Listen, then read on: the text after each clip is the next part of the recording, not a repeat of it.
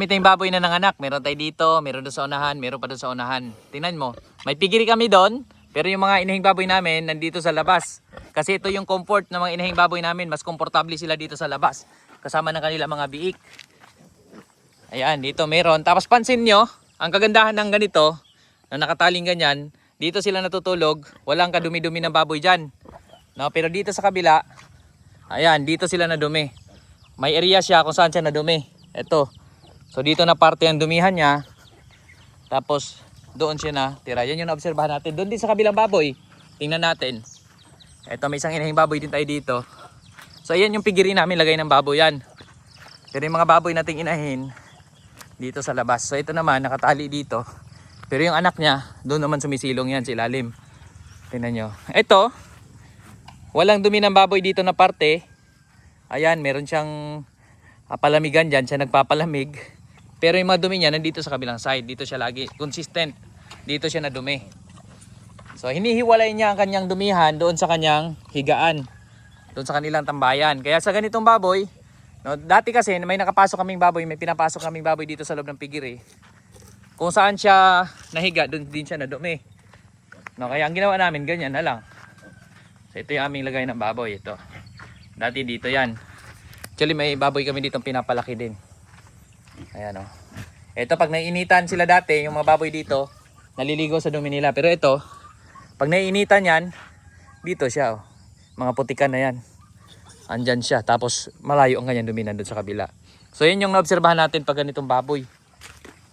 Matalino rin po pala ang baboy. Hindi sila yung bastang baboy lang. Matalino at magaling ano. Yung mga biik niya liliksi na, lulusog na. Doon sa unahan, tingnan natin kung consistent pa na ganito. Kasi may isa pa tayong inahing baboy dito. So ito yung isa pang inahing baboy natin. Kumusta yung kanila higaan ba? Ay nadumi rin sila doon. O dito, ganun din. Dito siya nadumi, itong parte na to, itong kabilang side na to. Tingnan mo, yung mga dumi niya nandito. O. Andyan yung mga dumi ng baboy. O, dyan. Pero dito na side, walang dumi ng baboy. Consistent. Dito siya. Dito sila nagtatambay kasi ito yung silungan nila. Dito sila natutulog. Kasama ng kanyang mga anak. So, ganun po kagaling. Ganun katalino ang mga baboy. Tapos ito naman katabi, bahay ng kambing yan. Aga palang nalisan ng kambing ngayon. Wala na sila dito. Ayan o. Hello. Mababait yung mga baboy namin dito. Tapos yan o, may mga inahing baboy pa kami dyan. Yan. Kalat sila dyan. 3 inahing baboy ng anak natin ngayon. Meron tong 29 piraso na biik total. Oh, yan oh. Maliliksi.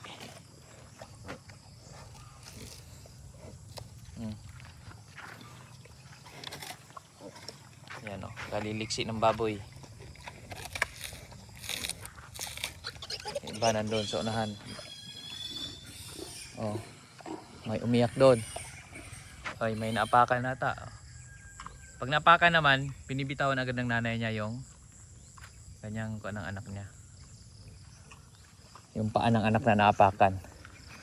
So dito po may kasama rin silang mga manok, kambing. Itong part na to, baboy ito.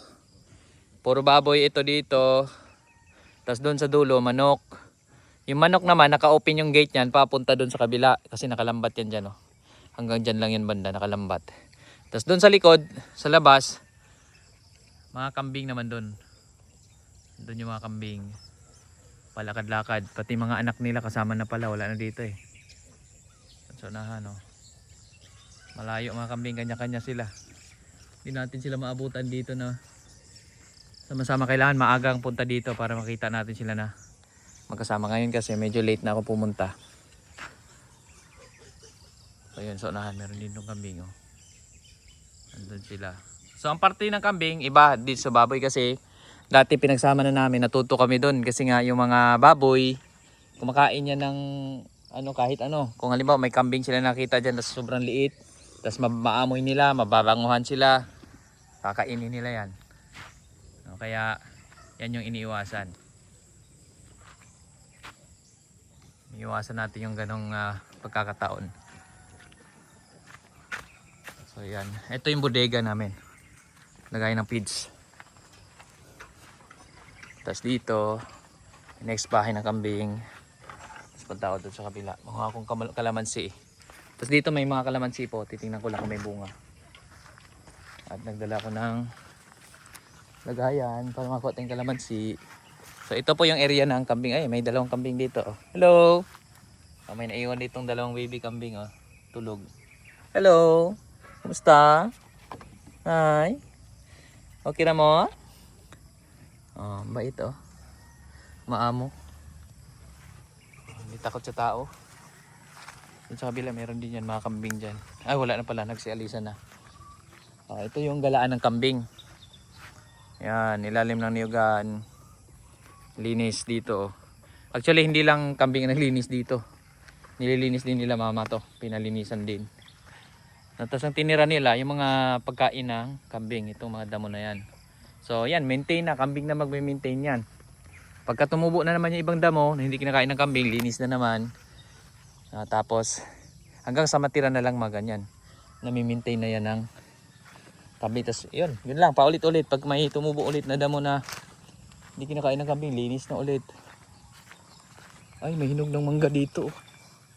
Dito tayo. Ito yung target ko dito, kalamansi. Maraming bunga yung kalamansi.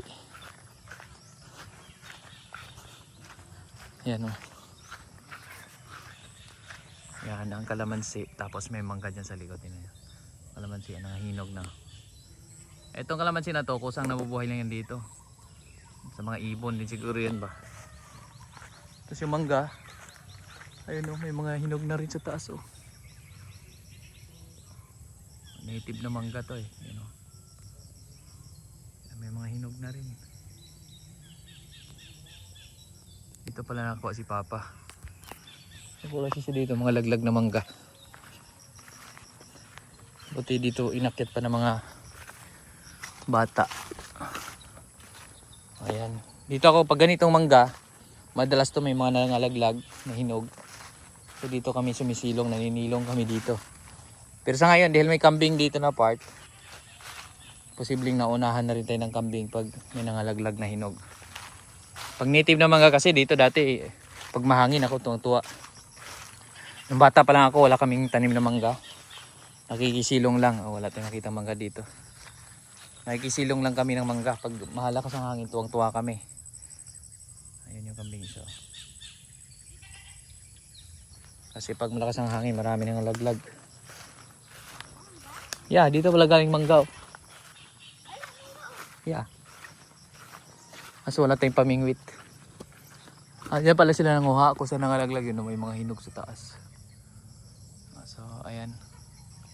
Itong kalamansi. Ang kuha muna akong kalamansi. Yun o, ang baba lang. Yeah. Ito mga kalamansi.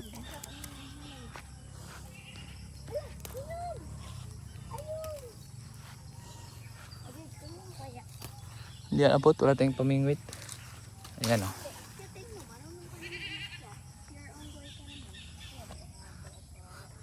Ayan namin yung mga bunga. So ayan muna po yung update natin mula dito sa Halaga. Ayan o.